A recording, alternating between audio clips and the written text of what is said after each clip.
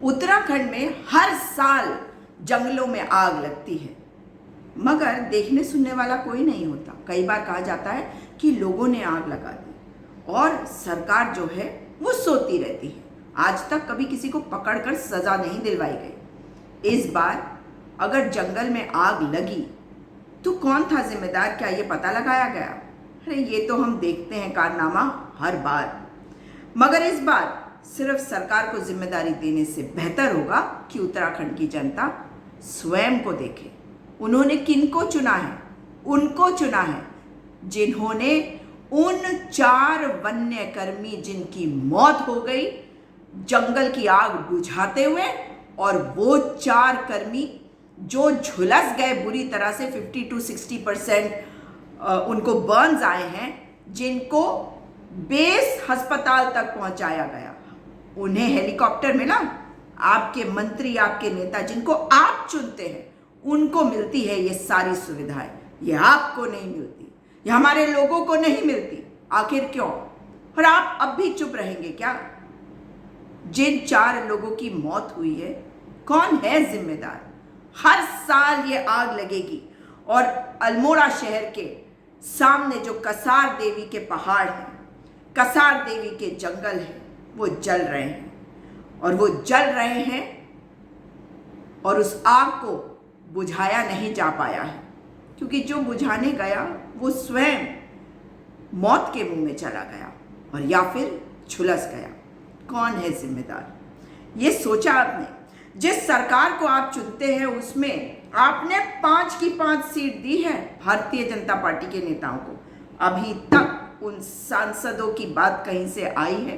क्या उन्होंने एक भी बयान दिया है? मुख्यमंत्री का तो काम है, क्योंकि मुख्यमंत्री राज्य के मुख्यमंत्री हैं। दुख जताना भी काम है, लेकिन आग बुझाना उनके बस की बात नहीं है। वो एक्स ग्रेशिया पेमेंट उन्होंने कहा है कि 10 लाख रुपए हर उस व्यक्ति को मिलेंगे जिसकी मृत्यु हुई है। मगर जिनको हल्द्वानी बेस अस्पताल ले जाया गया है, क्या ये पूछना जरूरी नहीं है कि आखिर आप उनके लिए क्या कर रहे हैं? ये देखिए कि किस तरीके से हमारे ये साथी गए थे। ये हमारे उत्तराखंडी थे। ये गए थे उस जंगल की आग को बुझाने के लिए जो अल्मोड़ा के उस वाइल्ड लाइफ सैंक्चुरी, जिसे बिनसर वाइल्ड लाइफ सैंक्चुरी कहा जाता है, वहां पर लगी हुई थी।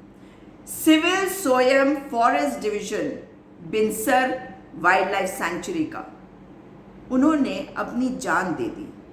आपके लिए दी है जान, मगर जिस तरीके की तस्वीरें सामने आई हैं वो ये बता रहा है कि सरकार संवेदनहीन है और आप अपनी सरकार की जिम्मेदारी नहीं तय कर पा रहे हैं। ये आग जो लगी है आपके घर तक भी आएगी।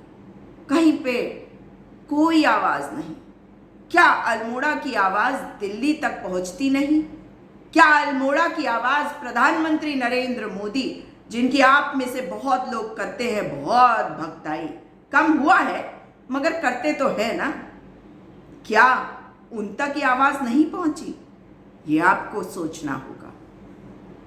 लेकिन दुख की बात यह है कि आप लोग आवाज नहीं उठाते। आप आवाज नहीं उठाएंगे तो आपके अपनों की आवाज कौन उठाएगा? ये हमारे अपने थे जो मौत के मुंह में चले गए या इस वक्त मौत से लड़ रहे हैं। यही कहूंगी आपसे कि जागिए और आवाज उठाइए। श्रद्धांजलि अर्पित करती हूँ उन 4 को, उनके परिवारों के सदस्यों को अपनी संवेदनाएं व्यक्त करती हूँ। मगर आप कब जागेंगे मेरे प्यारे उत्तराखंड वासियों? मैं आपसे जानना चाहती हूँ। बहुत हो गया, बहुत हो गया। ना अजय भट्ट, ना अजय टम्टा, ना अनिल बलूनी, ना त्रिवेंद्र सिंह रावत और माला राजलक्ष्मी शाह, उनकी तो कभी भी आवाज नहीं आती। मगर अब सवाल यह है कि जो मंत्री चुना गया है उत्तराखंड से, केंद्र की सरकार में इस बार भी मंत्री बना है, वो तो बोल सकते हैं अजय भट्ट जी का इलाका, और अजय भट्ट जी बोल रहे हैं क्या? सुना क्या आपने उन्हें? नहीं सुना, क्योंकि उन्हें पता है कि आपने उन्हें वोट देकर तो जिता दिया, अब 5 साल बाद देखी जाएगी। उनके लिए ना सही, अपने अधिकारों के लिए, अपने इन भाइयों के लिए जो आपके लिए और हमारे लिए और हमारे जंगलों की आग को बुझाने के लिए अपनी जान दे गए, और जो आज जिंदगी और मौत के बीच लड़ाई लड़ रहे हैं, उनका साथ देने के लिए आवाज उठाइए, न्याय की मांग करिए। ये आपको करना होगा उत्तराखंड वासियों, आपको करना होगा। कब तक चुप रहोगे? यूं ही सहना पड़ेगा उत्तराखंड के जंगलों को, उत्तराखंड के लोगों को, उन लोगों के परिजनों को जिन्होंने अपने परिजन खोए हैं या जिनके परिजन झुलस चुके हैं। सोचिए और जागिए।